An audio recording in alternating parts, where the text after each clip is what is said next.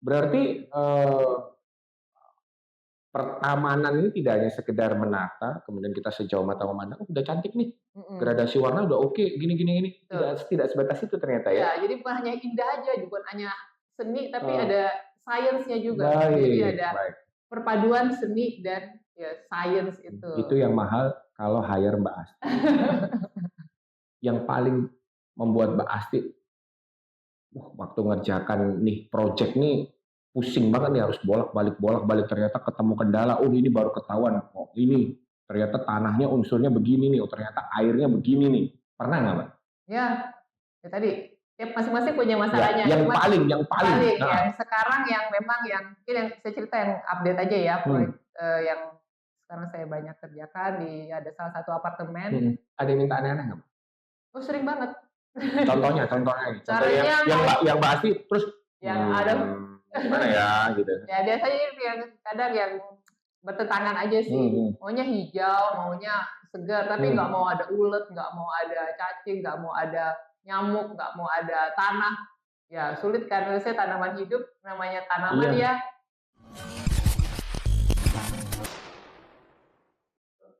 Halo teman kata mereka, kita berjumpa lagi di podcast kata mereka, di mana setiap episode kita menghadirkan tamu yang luar biasa yang punya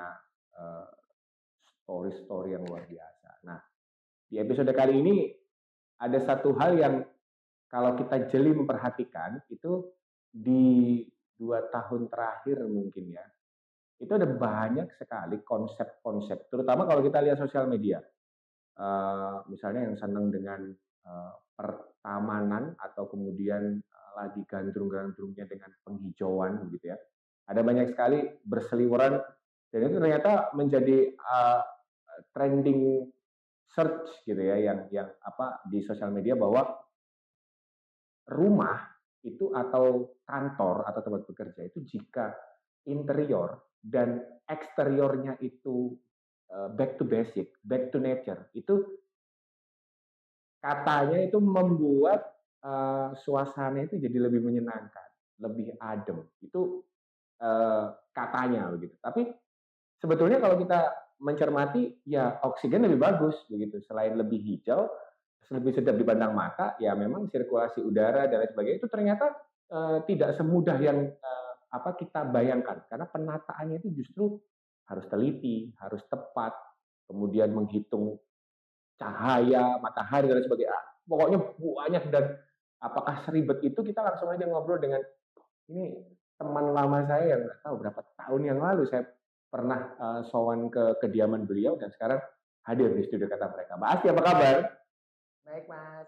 Awet muda loh Mbak Asti. Baik, kabar baik. Mereka ya. Luar biasa. Jauh-jauh Mbak Asti datang menyempatkan waktunya yang super sibuk untuk inspeksi gedung-gedung lanskap terbaik hasil karya Mbak Asti. Mbak Asti, long time no see ya. Terakhir kita ngobrol itu masih garden ya, seputar lifestyle, seputar green lifestyle yang pot-pot kecil dengan tanaman-tanaman ya, terarium dan kawan-kawannya itu. Sampai sekarang masih ada ya? Masih. Tapi ternyata seiring waktu berjalan Mbak Asti ternyata sudah tidak lagi hanya lifestyle saja, bentuk kecil tapi bentuk besar, makin besar sampai ke gedung-gedung yang besar juga ternyata dikerjakan oleh Mbak Asti. Berarti kita ngobrol santai aja nih. Landscape ya. Ini sebetulnya baru atau gimana sih Mbak untuk apa ya? Lifestyle oke, begitu ya. Kemudian kebutuhan juga oke. Ada syarat-syarat juga yang memang wajib dilakukan oleh perusahaan-perusahaan, misalnya harus green building dan lain sebagainya. Baru nggak sih Mbak sebetulnya kalau kita bicara soal apa pertamanan atau hijau begitu. Baru nggak sih Mbak di Indonesia ini sebetulnya? Ya, baru bisa dibilang baru tapi sebenarnya udah lama sih Mas. Lama tapi ya itu kita harus tetap terus mensosialisasikan, mempromosikan terus nih. Jadi sebenarnya ilmu landscape itu sih sudah cukup lama ya secara ilmu. Memang awalnya kita taunya arsitektur bangunan. Nah, seiringnya waktu landscape juga perlu ditata juga kan. Itu masuk dalam ya arsitektur landscape namanya. Jadi apa ya tujuannya untuk menata ruang luar arsitektur lanskap ya, arsitektur menata area-area yang di luar dari bangunan lah, simpelnya. Bisa juga kalau bisa ngomong definisi ini pelajaran kuliah ya, gitu-gitu, itu masuk ke dalam dosen. Ya, dosen dikit-dikit ya. Jadi lanskap itu juga termasuk sejauh mata memandang.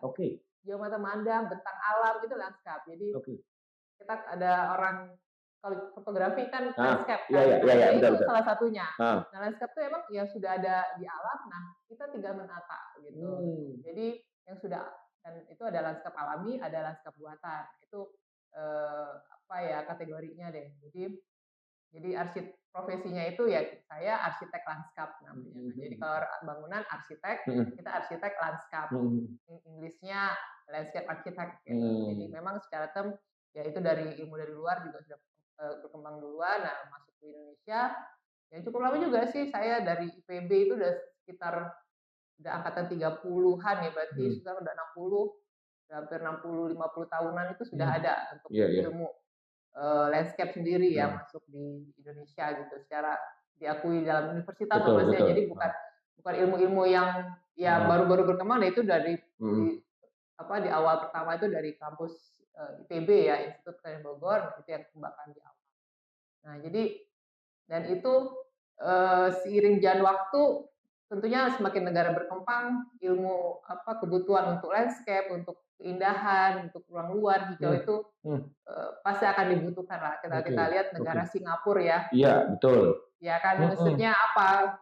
Kota itu apa sih masalahnya? Lahan terbatas, terus ya stres, ya adanya landscape itu kita ya dengan adanya penyediaan ruang luar, kita perlu tata, perlu indah, adanya ruang terbuka hijau, ya jalan juga itu termasuk, taman kota, terus fasilitas umum itu ya bagian dari landscape yang perlu ditata, yaitu untuk apa? Untuk kenyamanan manusia, dan tentunya kita juga memperhatikan dalam ilmu itu bukan hanya manusianya, alamnya, ekologi, satwa, terus ya tumbuhan di situ ya kita tata, kita atur supaya bisa berjalan dengan baik.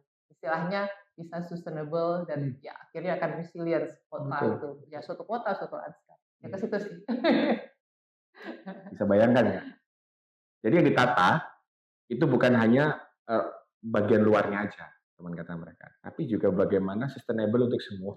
Jadi di alam itu kan kita nggak hidup sendiri ya, nggak manusia kok gitu. Jadi ya kita harus berpikirin juga selain manusia tadi ada bina hewannya, ada tumbuhan. Nah, itu untuk apa? Supaya ekosistem berjalan baik. Ini mumpung ada bahas kan expert di bidangnya nih.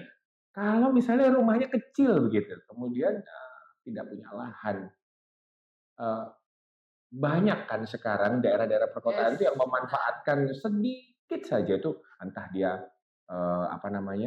yang pakai air itu Mbak, urban farming yang itu hidroponik, kemudian pokoknya intinya dia menggantung tanaman itu di dinding, jadi vertikal begitu.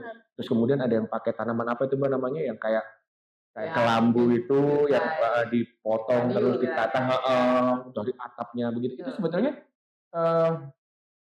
perlu pertimbangan nggak sih Mbak sebetulnya? Maksudnya gini, orang suka hobi tanaman begitu ya, kan ada tuh banyak ibu-ibu nanam di polybag banyak begitu. Itu sebetulnya perlu nggak sih Mbak didetailkan bahwa ini pas di sini, ini harus begini? Perlu banget. Ya karena tanaman itu langsung ya. Tanaman ya dia benda hidup ya Mas ya. Dia butuh air. Sama kayak kita juga air, butuh makanan, dan itu dia untuk berfotosintesis ya. Kalau pelajaran biologi dulu dia butuh matahari, dia butuh air, dia butuh CO2. Ya itu kebutuhan dasarnya. Nah, sekarang misalnya dalam rumah kecil satu, memang sekarang ya lahan terbatas, rumah semakin minim ya, semua kalau bisa dibikin kamar gitu ya. Nah ya salah satu solusinya sih memang ya dengan adanya pot-pot, tanaman pot, terus tanaman-tanaman dinding itu ya kita bisa dibuat vertikal, jadi vertical garden namanya. Jadi jumlah hijauan itu bukan hanya horizontal tapi vertikal juga. Nah jadi ya perlu dipertimbangkan tadi tentunya biasa jenis tanamannya dulu lah kita lihat. Jenis tanamannya dulu, apakah dia suka yang matahari full, misalnya full sun, atau setengah matahari aja full Kena pagi standby aja, ya, kena kayak di siang sudah ya, teras-teras, betul. niup-niup gitu Iya, iya. ke sini. Atau ya bisa juga dia matahari cahaya minim pun bisa. Ya, Nah itu kita lihat lokasinya di mana, terus ukuran tanaman pastinya ya. Kalau rumahnya kecil, areanya space-nya kecil, pilihlah yang pertumbuhannya nggak terlalu besar. Terus memang yang ya mungkin lebih vertikal, ukurnya jangan yang tumbuhan pohon kan di sini tuh ada yang bisa besar, daunnya juga bisa bentuknya itu akan menyesuaikan juga bentuk apa lokasinya gitu. Banyak sih, terus apa ya, mungkin sekarang orang kota punya peliharaan gitu ya, kucing atau mungkin dogi gitu, ya itu juga pilihannya yang tidak berbahaya buat peliharaannya. Ya, petnya juga, atau ya sampai ke pet lah, pasti anaknya juga kan betul, harus diperhatikan. Ya mungkin dia ada tajam atau tanaman yang berduri yang harus dihindari dan sebagainya gitu ya. Ada bikin gatel gitu kan. Oke. Ya itu harus diperhatikan dengan baik. Gitu. Oke, menarik. Berarti pertamanan ini tidak hanya sekedar menata, kemudian kita sejauh mata memandang, udah cantik nih, gradasi warna udah oke, gini. Tidak sebatas itu ternyata ya. Ya, jadi bukan hanya indah aja, bukan hanya seni, tapi ada sainsnya juga. Jadi ada perpaduan seni dan ya sains itu. Itu yang mahal kalau hire Mbak Asti. Itu dia. Nah, tadi saya sempat dikirim nih sama Mbak Asti karena lama kan kurikulum vitae yang terbaru tuh banyak sekali, klien banyak sekali. Mbak Asti, sejauh selama ini kemudian lanskap Indonesia ini berjalan gitu kan? Karena ternyata tadi waktu sebelum kita mulai Mbak Asti juga cerita bahwa saat pitching pertama melihat titik lokasi yang diinginkan atau bangunannya itu harus Mbak Asti sendiri sampai penentuan ini harus begini sebelum tim yang turun begitu ya. Rumit nggak Mbak sejauh ini? Karena banyak sekali kan tadi. Rumit tidak? Maksudnya begini, karena kan ada bangunan-bangunan yang sebetulnya ini agak susah nih tingkat kesulitannya untuk bikin A atau bikin B, karena kan istilah-istilahnya banyak banget tuh. Ini cocoknya pakai konsep begini, sulit nggak Mbak? Sulit, pastinya sulit buat yang belum ngerti ya. Nah makanya ada profesi kami untuk menjadi solusi untuk hal-hal yang sulit tadi. Jadi tiap untuk dalam saya biasa mengerjakan desain, jadi landscape itu ada skala rumah, skala kecil, skala menengah, misalnya perumahan, terus besarnya lagi kawasan ataupun secara regional, pasti akan punya kesulitan masing-masing. Jadi nggak mesti tuh rumah kecil, rumah tipe 36 tuh gampang dibanding kawasan, nggak juga. Sama-sama punya tentu masing-masing skala landscape itu punya ya tantangan sendiri, punya hal-hal yang harus kita pelajari khusus, yang harus kita analisis dengan baik sesuai dengan ya skala itu tadi. Misalnya orang yang biasa dia skala rumah gitu harus diperhatikan bener-bener ya anginnya, matahari pas per jam-jamnya itu harus kita perhatikan, karena kan matahari ya bisa berubah di sini, tadinya panas, geser kan. Nah itu juga harus kita perhatikan sampai sedetil itu, airnya, lembabnya tidak, ya itu sama juga berlaku di skala yang besar. Jadi memang secara prinsip dia akan sama, cuma ya tiap-tiap skala kecil besar itu akan punya kerumitan masing-masing. Dan ya kalau dibilang rumit ya gampang ya bisa dipelajari gitu. Mungkin untuk teman-teman yang masih mau mempelajari ya ilmu arsitektur landscape itu bisa, cuman memang ya butuh expertnya untuk mendesain landscape, untuk mendesain area luar seperti itu ya. Makanya hadir ya ada profesi seperti arsitek landscape ini. Yang paling membuat Mbak Asti waktu ngerjakan nih project nih pusing banget nih, harus bolak-balik ternyata ketemu kendala, ini baru ketahuan, ini ternyata tanahnya unsurnya begini nih, ternyata airnya begini nih. Pernah nggak Mbak? Ya tadi tiap masing-masing punya masalahnya. Yang paling. Yang sekarang yang memang yang mungkin yang saya cerita yang update aja ya, proyek yang sekarang saya banyak kerjakan ada salah satu apartemen. Jadi itu mengerjakan jogging track, taman jogging track di atas di dak ya, di lantai 7, bawahnya itu parkiran. Nah, itu kan udah lantai semua perkerasan, gimana menghadirkan daerah yang bisa nyaman buat manusia, buat jogging dan juga tapi tetap adem gitu. Nah, tantangannya sih memang kalau untuk high rise ya kesulitannya kita harus banyak mempertimbangkan satu pertama beban ya, beban si pohon dan tanah itu kan kalau dibuat itu kan pasti akan ada beban si struktur, itu harus pertimbangkan, dan juga angin juga. Itu yang sangat harus diperhatikan tuh angin ya, karena di lantai 7 angin cukup kencang, pemilihan pohon tadi harus hati-hati, dan apa ya, nah untuk pohon juga kita harus perhatikan nih, karena pohon kan dia butuh apa ya, kedalaman akar yang cukup ya, supaya nggak, kalau angin kan dia kalau cuma dangkal itu gampang terbang. Gimana media tanamnya, tempat pot planter box yang kita siapkan tuh mumpuni dia biar tidak ambruk. Nah itu pertimbangan-pertimbangan itu, dan satu juga drainase kan. Iya betul, itu yang saya pikirkan barusan itu. Kita kan kalau udah lantai gitu kan air kan nggak bisa kemana-mana ya, harus dipikirkan gimana pembuangan airnya, terus outlet di mana. Jadi apa ya, intinya tuh banyak kalau untuk khususnya untuk daerah pengerjaan di high rise seperti itu, salah satunya ya banyak pertimbangan-pertimbangan yang cukup, yang harus kita banyak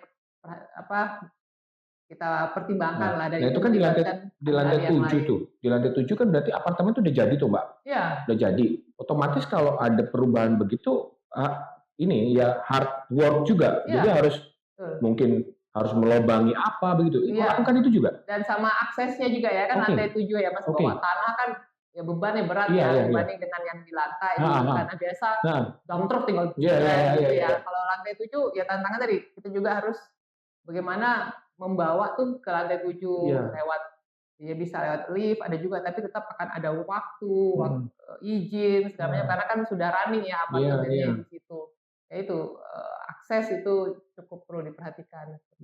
Jadi itu benar-benar menguras ini juga ya, benar-benar menguras Mbak Asti dan juga timnya juga untuk berpikir keras ini bagaimana nih alurnya. Saya berpikir drainasenya itu loh. Kan kalau tanaman kan butuh disiram, air akan ada hujan terus, nggak boleh terus kan otomatis akar bertumbuh, ini perawatannya bagaimana dan sebagainya itu juga dipertimbangkan juga. Harus diperhatikan. Kalau yang paling tinggi di mana, Mbak? Secara vertikal misalnya, pernah nggak? Paling tinggi di mana? Dulu sih sempat saya di Singapura ya, saya pernah kerja juga dulu di Singapura di kantor konsultan. Ya saya lupa juga lantai berapa, tapi mostly karena di sana kan tanah area semua harus baik yang penthouse, ada yang penthouse itu saya pernah juga tinggi tuh, penthouse ya udah paling udah lantai 20-30 tuh. Ya biasa dia punya ada area private itu, ya itu sih yang tinggi itu yang banyak di daerah Singapura dulu yang saya kerjakan. Kalau vertical garden? Vertical garden terakhir ini saya ngerjakan di daerah Basuki Rahmat, Surabaya. Itu cukup besar tuh. Mungkin teman-teman bisa jalan juga, Mas Agung. Boleh sebut tempatnya? Boleh dong. Di Diandra situ. Oh, Diandra. Itu convention center tuh kita desainkan. Yang kita kerjakan. Yang kelihatan dari pinggir jalan itu? Merah-merah. Dia punya gate-nya itu. Nah, itu vertical garden kita kerjakan, dan kita buatkan juga vertical garden beberapa tipe di situ. Nah, jadi kita ya emang di situ tadi tantangannya areanya kan kecil tuh landscape. Nah, gimana cara kita menambah area hijaunya, karena emang kliennya juga pihak Gramedia ya di situ sangat concern terhadap area hijau dan landscape. Jadi super banget. Jadi kita senang banget. Jadi daerah-daerah kita buatkan juga rambatan-rambatan sampai 8 meter itu ya buat tadi biar lebih hijau. Itu juga tetap butuh pertimbangan juga ya, kalau tanaman rambat itu kan akan betul yang akarnya tidak terlalu cepat dan lain sebagainya. Di mana cara rambat itu kan ada yang merambat, jadi lingkungan dia menjutai, itu harus kita pikirkan di mana dia tumbuh tuh. Iya. Karena kan banyaknya lingkungan dia orang menanam dari atas. Biasanya tuh sebentar udah rusak, karena tempat medianya sedikit, terlalu kecil. Dia sukanya tuh yang ya kayak tanah, tapi walaupun di bak tapi bisa lebih besar. Itu akan tumbuh lebih baik. Itu harus diperhatikan cara tumbuhnya tanam. Spesifik banget. Maintenance juga? Maintenance harus diperhatikan dari awal, dan ya kita kerjakan juga untuk perawatan. Untuk perawatannya juga di-handle timnya Mbak Asti juga ya? Sesuai dengan klien kita, ya kita. Oke, karena pemahaman saya pribadi nih, nggak tahu teman-teman kata mereka yang nonton. Itu kan kalau bikin taman, otomatis 1 bulan harus kita cek lagi, 2 bulan harus cek lagi, 3 bulan, bahkan 1 tahun harus kita cek lagi. Misalnya nih, ada tanaman yang akarnya mungkin tunjang atau akarnya mungkin begini, itu dia merusak kemana nih, arahnya kemana nih gitu kan, itu harus diperhatikan juga ya. Iya, benar. Jadi untuk pengerjaan biasanya kita ada garansi tuh 3 bulan sampai tanaman hidup baru serah terima. Setelah itu ya kalau dari pihak owner mau kita rawatkan bisa. Kalau misalnya owner minta rawat sendiri nih, pasti kasih tahu ya caranya. Kita kasih advice, segini nyiramnya berapa kali, terus pupuk-pupukan, terus siap apa saja perawatan standar. Pernah ada yang minta aneh-aneh nggak? Oh sering banget. Contohnya yang Mbak Asti terus yang ada gimana ya gitu. Ya biasanya yang kadang yang bertentangan aja sih. Maunya hijau, maunya segar, tapi nggak mau ada ulet, nggak mau ada cacing, nggak mau ada nyamuk, nggak mau ada tanah. Ya sulit karena saya tanaman hidup, namanya tanaman ya namanya paling tidak ada ekosistem di situ yang tumbuh begitu. Bukan yang sesuatu yang mengganggu. Nah itu yang kadang ya gimana ya, paling kita harus advice, kita edukasi juga ya, mungkin akan ada, cuman ya kita juga berupaya gimana tidak terlalu banyak medianya yang bersih, jangan menggunakan tanah, mungkin kita akan campur dengan media-media lain seperti itu sih. Yang menarik nih Mbak Asti nih, secara profesi kalau keilmuan sudah lama banget tuh di IPB sudah ada tuh masuk, tapi kita tahu karakter masyarakat Indonesia itu kan latah. Kalau tidak ada contohnya dan kemudian tidak viral begitu ya, itu tidak akan menjadi sesuatu yang dicari gitu kan. Itu Mbak Asti ingat waktu itu kita bahas Gardenaya, saya sudah pernah tanya ke Mbak Asti fenomena apa namanya, tanaman-tanaman yang lekuk cinta, gelombang cinta waktu itu, itu kan waktu itu happening banget. Terus uluran bonsai semua itu kan karena latah ya masyarakat kita. Nah, bagaimana dengan landscape ini? Apakah masyarakat juga latah dengan Google aja, lihat tutorialnya di YouTube aja udah bisa begitu bikin sendiri, tapi ternyata failed. Atau misalnya malah ambrol karena tidak kuat dan lain sebagainya begitu. Menurut Mbak Asti kayak gimana tuh? Ya itu sih nggak bisa dipungkiri sih Mas ya, ada aja ya. Cuman memang ya gimana sekarang ya kita banyak ya bisa share edukasi ke orang-orang ya, ke siapapun lah ya secara umum ya. Makanya kita juga aktif di media sosial memberikan edukasi landscape yang sehari-hari yang bisa relate itu sih. Boleh berarti DM nih. Teman-teman boleh DM ya. Ada muncul tuh di bawah Instagramnya, itu bisa langsung disapa, nanti Mbak Asti sendiri yang menjawab begitu. Mbak Asti. Ada juga sebagian besar masyarakat itu mengatakan begini, kalau tempatnya hijau, misalnya nih kantor, penghijauannya banyak nih, tidak hanya outside-nya, inside-nya juga ada, misalnya di pojok-pojok ruangan. Nah, indoor-nya itu ada pot dengan tanaman, gedung-gedungnya sekarang banyak tuh. Dengan tanaman-tanaman yang memang dia bisa di dalam gedung gitu ya. Nanti diambil, diganti lagi, taruh gitu. Dan ada rumah yang disulap sedemikian rupa, ada tempat kumpul keluarga itu banyak pot-pot kecil, penghijauan-penghijauan, atau mungkin rumah belakangnya yang ada teras kecilnya itu dibikin ada kolam koi, kemudian ada suara-suara air, back to nature gitu. Katanya itu bisa mereduksi kecemasan, kemudian membuat kita berpikir lebih clear, lebih produktif, secara psikologisnya lebih oke. Kalau di kantor, tempat pekerja itu lebih nyaman, tidak marah-marah, mereduksi ketegangan. Betul nggak sih, Mbak? Betul, Mas. Dan itu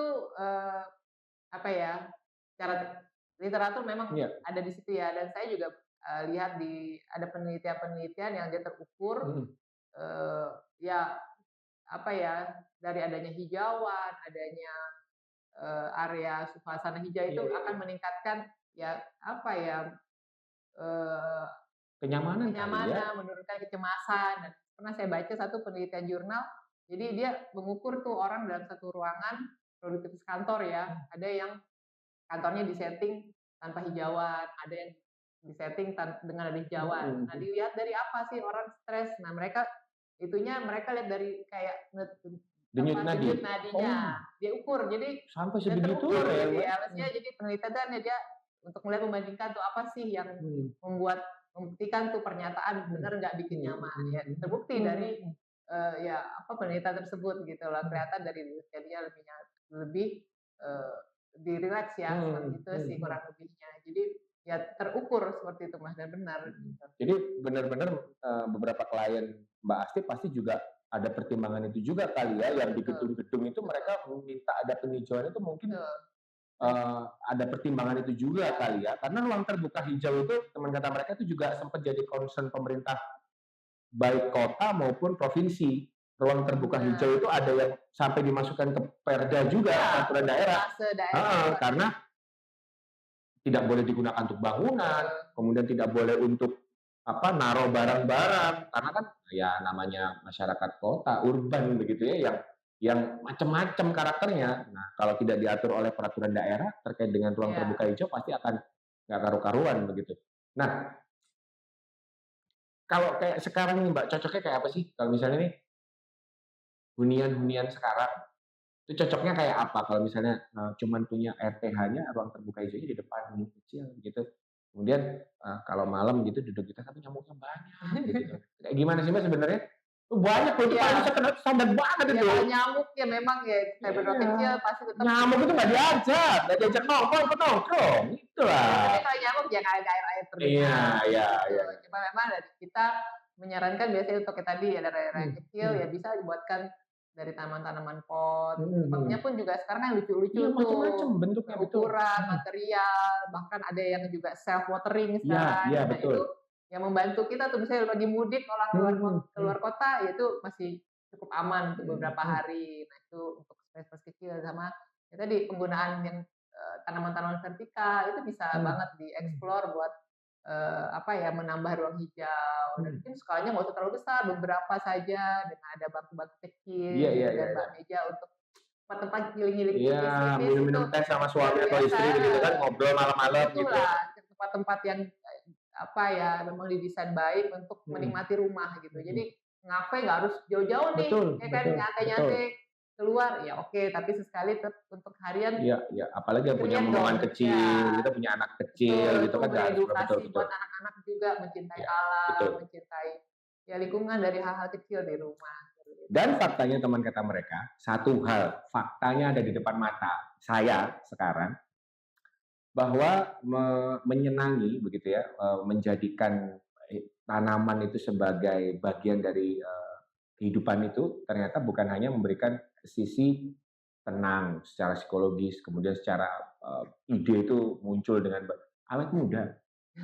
Contohnya sebelah saya, bayangkan saya ketemu waktu masih awal di kediaman beliau, tidak ada banyak yang berubah, Mbak Asti tetap dengan senyumnya. Ini bukti nyata bahwa sebetulnya ya bersinergi ya, berdampingan dengan alam itu tidak ada salahnya begitu ya, karena kita juga menapak di bumi juga begitu. Tantangan Mbak Asti. Karena pemerintah aja isunya sampai waktu itu untuk pemakaman ini susah banget nih. Gitu. Kota-kota besar ini terlalu banyak bangunan-bangunan yang dipakai untuk rumah tinggal. Jadi jangankan kok ruang terbuka hijau, untuk parkir kendaraan aja nggak ada, saking banyaknya. Apakah itu juga menjadi tantangan tersendiri, Pak, ke depannya? Apakah itu juga harus direduksi? Apakah pemerintah menurut Mbak Asti juga harus bikin peraturan yang terkait hal-hal tersebut untuk ini tetap penting loh, ruang terbuka hijau tetap penting, atau paling tidak self education lah untuk rumah-rumah yang memang klaster, yang tamannya sudah disediakan oleh perumahan, tapi ya tidak terlalu besar karena kan pasti concernnya ke tempat tinggalnya bukan ke tamannya. Menurut Mbak Asti gimana? Kalau secara peraturan sebenarnya pemerintah sudah menerbitkan sih, masih ada 60% harus ruangan terbangun, 40% ruangan hijau. Nah itu tinggal nanti memang harus diturunkan tuh dari pemerintah ya daerah, provinsi, kota sampai terkecil. Nah terkecil itu apa sih? Ya rumah kita kan. Ya buat dong rumah kita ya jangan semua dong di semen, jangan semua dirambat ada dong daerah-daerah yang jadi resapan air. Kan banjir itu kan karena nggak ada tempat dia ngalir kemana, karena semua sudah dibuat perkerasan, dibuat aspal. Ya.